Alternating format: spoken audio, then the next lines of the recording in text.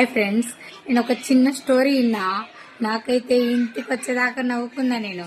అయితే అన్నయ్య వాళ్ళ భార్య పారిపోయిందని బాధపడట్లేడు ఆయనే.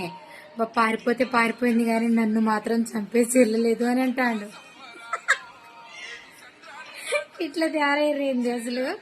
అంటే పారిపోయిందని బాధపడట్లేడు ఆయనే, నన్ను మాత్రం వదిలేసిపోయింది కదా అదే సంతోషం నాకు అని డాన్స్ చేస్తా అండి ఆయనే.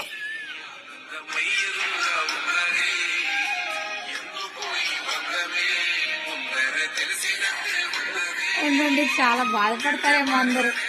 అట్లా చేయకండి అమ్మా, పాపం. అన్ని డ్రమ్ములు అయితే వేయకుండా వెళ్ళింది కదా అదే సంతోషం అంటాను.